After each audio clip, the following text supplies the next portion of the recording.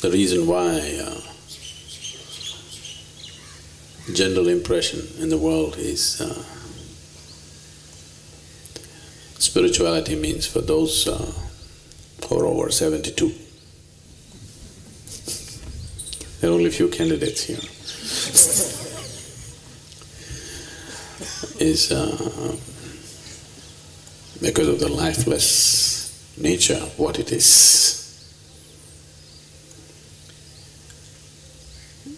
At the same time, this shows how confused humanity has been on these aspects. When we say spirituality, we mean it's for all people who have no capability to live any other aspect of life. If you can't eat properly, if you can't live properly, if your head has begun to shake, then go sit with the guru and talk something spiritual. But at the same time, when we say somebody is spirited, it means he's full of life, isn't it? So, if being spirited is being full of life, being spiritual must be enormous amount of life, isn't it? But unfortunately, it's generally got this impression because of the way it's been propagated, presented and misused in so many different ways. Anybody who is incapable of life generally gets labeled as spiritual. If you can't digest the food that you eat, you anyway don't eat. If you don't eat for 3 days, you should be spiritual. Actually, if you don't eat well, dress well, live well, you got to be spiritual. That's the general understanding. So,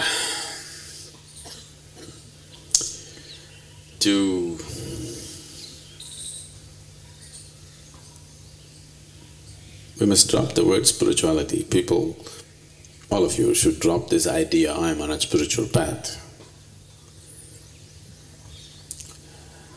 There is nobody, no human being who's not interested in life. If it's not working for him right now, he says he's not interested.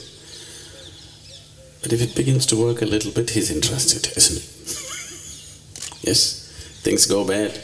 Today he says he's not interested. Tomorrow, if you show him a little hope, things may turn out well. Suddenly he's interested. So, anyway you're interested in life,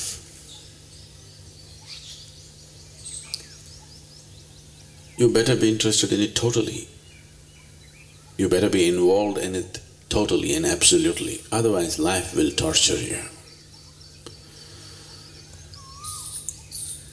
Either you must be fully alive or you must be dead. The in-between is torturous, isn't it? Have you dissected frogs and cockroaches in the laboratory? Have you? How many of you have done this? You know, in between is torturous, don't you know?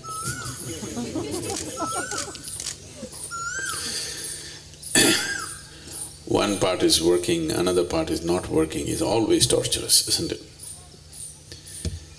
So people should not wait for life to become torturous and then try to become fully alive. Spiritual process means you are alive in all dimensions, not just in the physical dimension. Everything in you is absolutely, fully alive, lit up. If this doesn't happen, one way or the other, life will become torture. Nothing need to go wrong. In fact, if everything goes right, it becomes much more torturous rather than being something wrong. Because if something is wrong, you'll be fighting to fix it. It'll keep you busy. If everything is perfectly right with your life, you will become even more sick than something being wrong. Don't you see that? When everything is right, people are far more sick and suffering.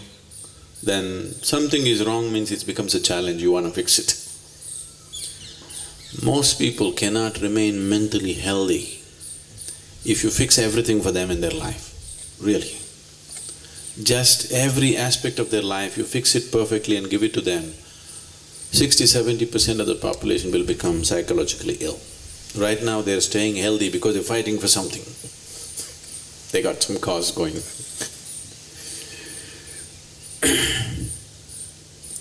This losing interest in life is only when the energy is low. When you feel low like this, oh, enough, no, it's all right, what? That little burst of energy inside of you, you're interested. When you're keeping only parts of your life alive and try to fix it with outside support, this is how life will be. If something on the outside collapses today, you want to die. Because staying half alive is a very difficult thing to do. It's a very torturous thing to do. Only your physical body is alive. Only a part of your mind is alive. This is how most people are living. To be spiritual means everything in you is alive, absolutely. Now there is no choice about being alive or being dead, should I live, to be, not to be. To be or not to be is supposed to be a very intelligent question. It always sounded as the dumbest question to me.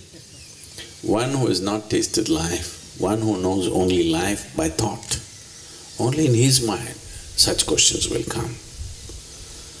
If you're alive to your fullest extent, to be, not to be will never come, because whatever happens you will be. Even if you jump into the Hogli, you still be. So, spiritual process is not for the dead or the dying.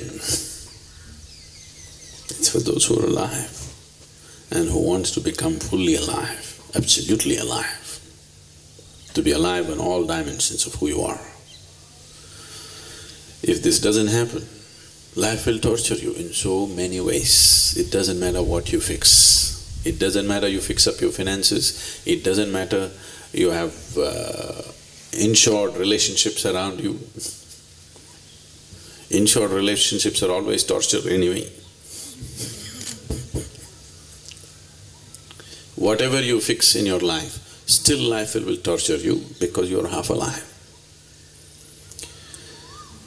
So this idea we have to remove from the world that spirituality is for the dying, it's for the living. Nobody is dying, everybody is living. You can either live with the body or without the body. Really. You can either live with what you have picked up from this planet, or you can live without it, but you're still living. So there are no dying ones on the planet, there are only living ones. Some people are preparing to pay back their loan that they gathered from Mother Earth, some people are trying to hold it for some more time. But you never know when she'll collect it anyway.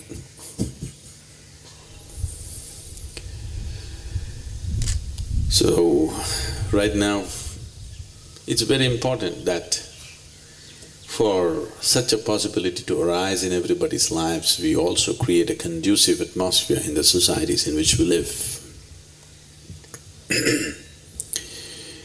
Why spiritual processes flourished in this part of the world is essentially because we created a situation where every human being could do what he wants. You need to understand this. This is the only culture which enshrined liberty and freedom as the highest goals of life. Once you're born in India, your goal is mukti. Not God, not heaven. Your goal is mukti. Today we are going about talking as if the idea of liberation, idea of freedom came to us from elsewhere, but it is not so. For thousands of years, we have always held this as the highest goal in our life. God is not important. God is just a stepping stone. Your mukti is important. Is that so? They've always told you this. Either with God or without God, you get there to a state of absolute freedom. That's the most important thing. This was possible because the same sense of liberty we created in every aspect of life around us, that you could do whatever you want and still be a part of this society. If you were a farmer, you could worship your plough, it was okay. You were a blacksmith, you could worship your anvil, it was okay. You loved your mother, you could worship your mother, it is okay. You loved your wife, you could worship your wife, it's okay. You loved your child, you could worship your child, it's okay. You're a gardener, you like the trees and you worship the tree, it is okay. Or you don't like any of the existing gods and goddesses, you can create your own. Nobody thought it's wrong. There was never ever an idea of somebody being a heretic in the society.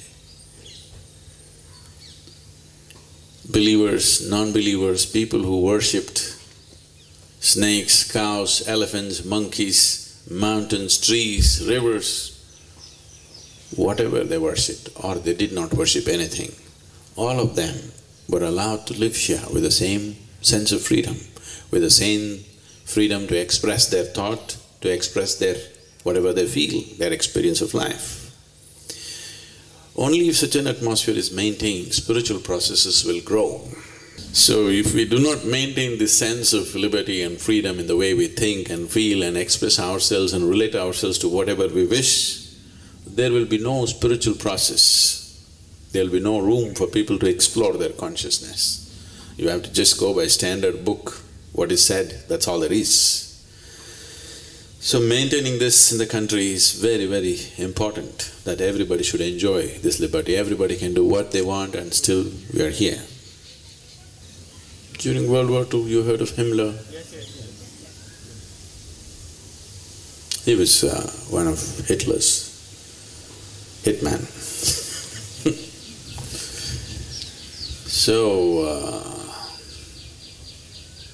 Himmler walked into a safe house where there were 8 Hitler doubles. 8 people who looked exactly like Hitler, they were trained to behave like Hitler, everything. He walked in and told them, there is some good news and bad news. Because you had to treat them like Hitler because they have to get used to it. So he went and saluted them and they said, Führers. There's good news and bad news. They said, okay, good news first. Then he said, our Führer is still alive. That's good news. They said, that's great. What's the bad news? Then he said, our Führer has lost his left eye. Okay.